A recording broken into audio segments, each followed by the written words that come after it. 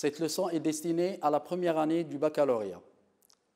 Vous avez déjà vu 2 autres modules et nous sommes au 3e. Alors, lors de ce 3e module, nous allons étudier un roman à thèse intitulé « Le dernier jour d'un condamné », écrit par Victor Hugo. Alors, comme vous le voyez ici, vous avez un roman à thèse. Pourquoi on l'a appelé un roman à thèse? Parce que ce roman est porteur d'une idée. Victor Hugo veut défendre une thèse. Cette thèse, c'est l'abolition de la peine capitale. Alors, Victor Hugo veut défendre une idée, mais à travers des outils d'écriture. Nous allons voir ensemble comment Victor Hugo peut défendre cette idée à travers ces outils qu'il met en place dans son roman à thèse. Alors, c'est une activité bien sûr de langue où nous allons voir des figures de style, mais pas toutes les figures de style. Nous allons nous concentrer sur l'antithèse, l'antiphrase et l'oxymore, qui sont bien sûr des outils pour Victor Hugo pour défendre son idée, à savoir l'abolition de la peine capitale. Alors, nous allons identifier ces outils, nous allons essayer de les maîtriser par la suite. Alors, nous allons identifier l'antithèse. Qu'est-ce que c'est que l'antithèse? Qu'est-ce que c'est que l'antiphrase? Et qu'est-ce que c'est que l'oxymore? Alors, prenons par exemple le premier exemple. Alors, autrefois, j'étais libre. Maintenant, je suis captif. Bien. Alors ici, nous avons dit qu'il s'agit, qu'on va étudier des figures d'opposition. Alors, vous allez relire avec moi cet exemple et vous allez essayer de chercher quels sont les termes qui sont opposés, qui veulent exprimer le contraire. Alors, nous avons, si je prends autrefois, quel est le mot qui s'oppose à ce mot dans le deuxième fragment de la phrase? Alors, bien sûr, c'est maintenant. Autrefois qui exprime le passé et maintenant qui exprime le présent. On a d'autres mots, à savoir la liberté. Autrefois, le personnage ou le détenu dans l'œuvre jouit d'une certaine liberté et maintenant, il est captif, il est incarcéré. Donc, nous avons ici des oppositions. Alors, une opposition entre autrefois, l'indicateur de temps, et maintenant. Et nous avons de l'autre côté une opposition entre, si vous voulez, 2 adjectifs, libre et captif. Bien, alors ici, pour montrer ce contraste, pour montrer cette opposition, l'auteur use ou utilise ou emploie une figure de style. Alors, cette figure de style, ça s'appelle l'antithèse. C'est une antithèse. Bien.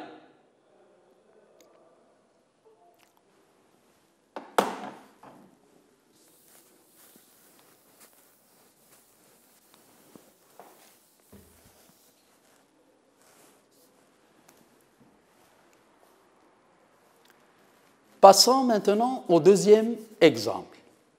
Tu es arrivé en retard à ton rendez-vous. Ah, bravo! Alors là, nous avons 2 fragments que je vais séparer ici. Nous avons « tu es arrivé en retard à ton rendez-vous ». Alors là, arrivé en retard, quelqu'un qui arrive en retard, est-ce qu'on lui dit « bravo » ? Bien sûr que non.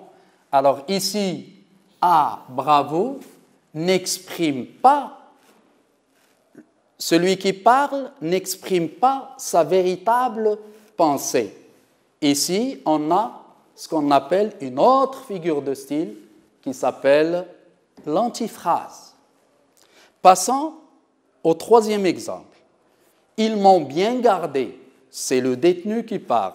Ils m'ont bien gardé en prison, bien sûr. Et puis, ils ont été polis à l'arrivée et au départ. Ne dois-je pas être content? Alors là, quelqu'un qui est emprisonné, quelqu'un qui souffre de l'emprisonnement, est-ce qu'il va être content? Bien sûr que non. Alors ici, nous avons une antiphrase, c'est-à-dire on ne veut pas dire ce on ne dit pas ce qu'on pense, c'est-à-dire on dit des choses, mais on pense à autre chose, et c'est un effet ironique ici, d'accord? Ça donne un effet ironique. Je passe au quatrième exemple.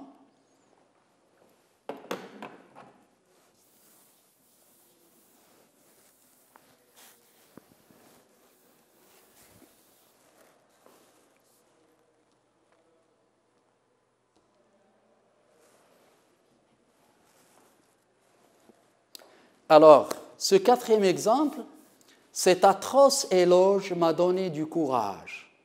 Alors, vous allez remarquer avec moi quels sont les termes qui s'opposent.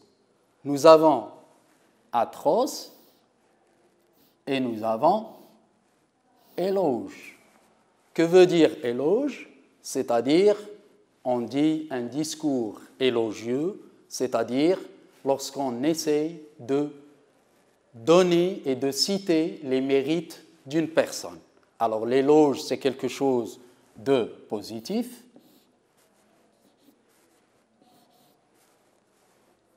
Alors que atroce est une chose négative. Alors on a ici deux choses contradictoires, atroce et éloge.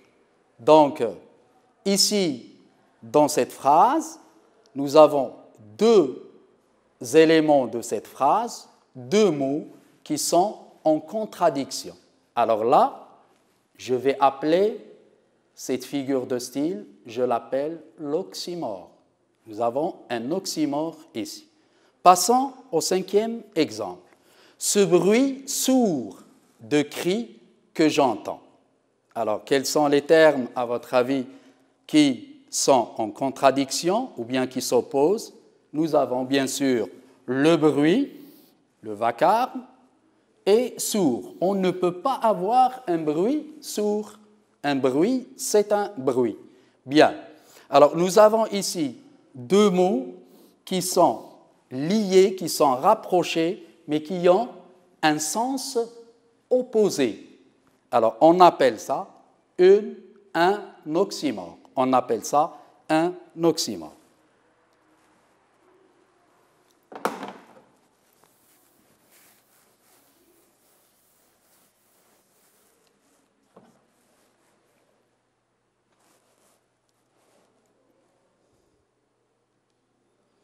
Bien, alors pour conclure, nous avons les trois figures de style qui expriment l'opposition. Nous avons l'antithèse, nous avons l'antiphrase et nous avons l'oxymore, qui sont bien sûr des figures d'opposition qui créent une tonalité ironique, c'est-à-dire que le détenu, ou bien Victor Hugo, essaie, c'est le détenu qui parle, d'accord?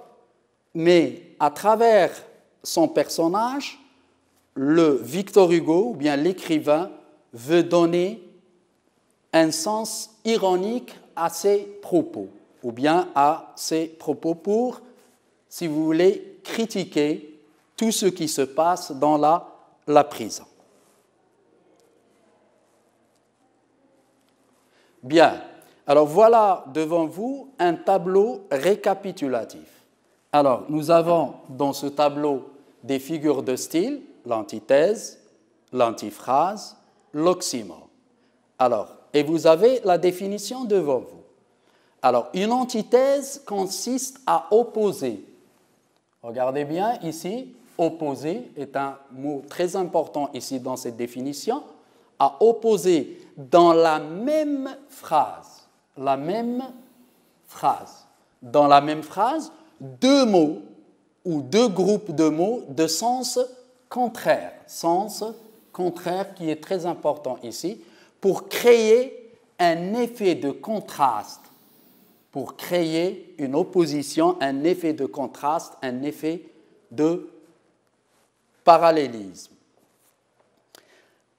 Ça, c'est l'antithèse. Donc, je récapitule.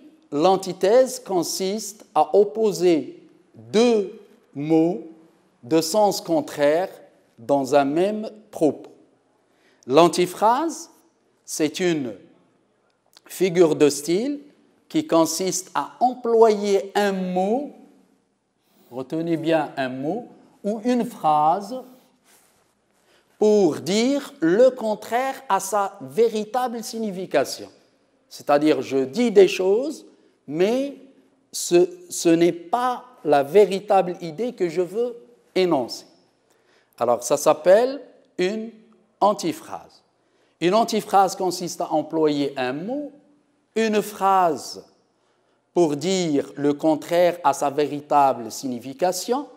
C'est le contexte, c'est-à-dire ça dépend de la situation dans laquelle je suis pour me prononcer sur cette figure de style, et je dis qu'il s'agit ici d'une antiphrase.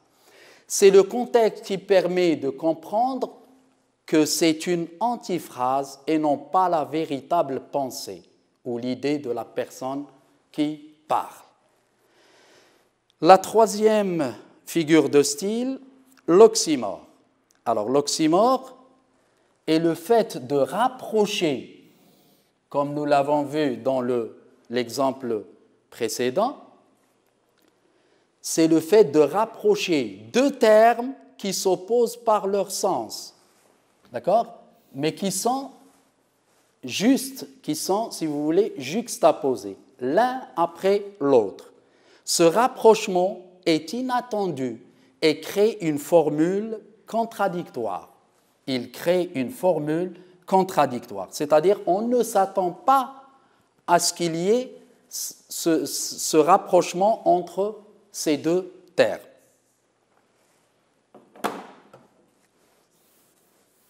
Je passe.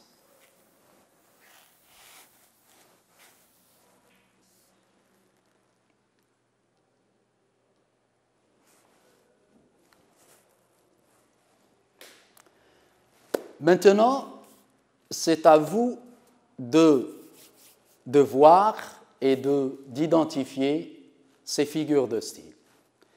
Alors, identifiez les figures de style dans les phrases suivantes, tout en justifiant votre réponse. Alors, je vais vous montrer quelques phrases et vous allez essayer de vous entraîner à les identifier. C'est-à-dire, vous allez dire, est-ce que c'est une antiphrase, est-ce que c'est une antithèse ou bien c'est un oxymore? Bien, alors suivez-moi, je vais vous montrer ces phrases. Alors, comme vous voyez ici, nous avons cette première phrase qui aime bien, châtie bien.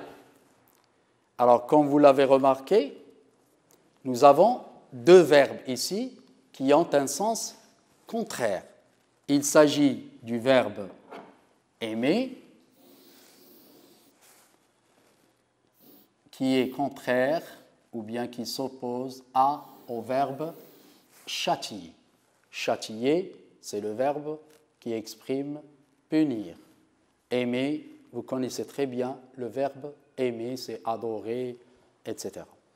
Bien, qui aime bien, châtie bien. Donc, j'ai deux éléments, deux verbes qui sont en contradiction ici dans la même phrase. Alors, il s'agit bien sûr, vous l'avez peut-être reconnu cette figure de style, il s'agit d'une antithèse. Très bien, il s'agit d'une antithèse.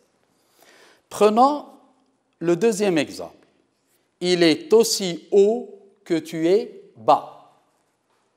Alors, comme vous remarquez ici avec moi, vous avez haut et vous avez bas. Alors, deux termes ici, ou bien deux mots qui sont en contradiction. Il s'agit bien sûr, comme nous l'avons signalé dans le premier exemple, il s'agit d'une antithèse. Alors, passons maintenant au troisième exemple.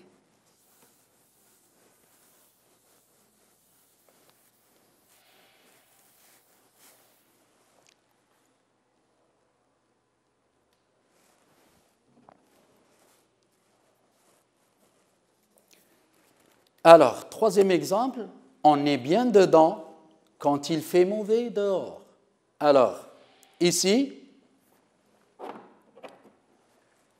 j'ai des éléments qui s'opposent dans cette phrase. On est bien dedans, on a bien, qui est le contraire de mauvais, et j'ai dehors, qui est le contraire de dedans. Alors, de quelle figure de style s'agit-il ici? On est bien dedans quand il fait mauvais dehors. On a, bien sûr, une antithèse. Très bien. Alors, je passe au quatrième exemple. Que tu es gourmand, tu n'as pas touché à ton repas. Que tu es gourmand, tu n'as pas touché à ton repas. Quelqu'un qui est gourmand et qui mange, qui aime manger, est-ce qu'il ne touche pas à son repas?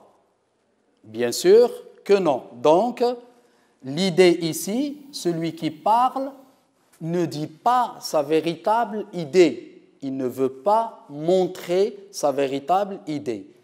Bien, c'est un ton ironique ici, donc il s'agit ici d'une figure de style appelée l'antiphrase. Je passe au cinquième exemple.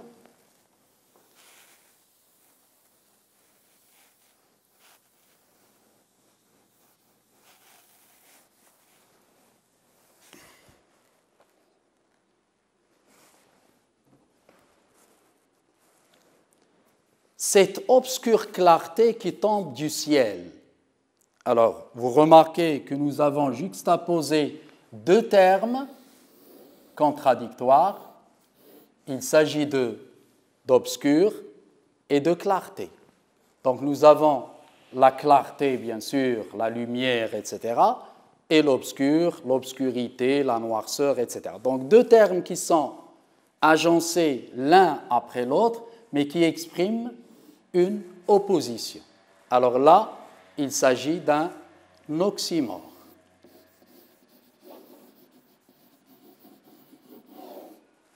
Très bien.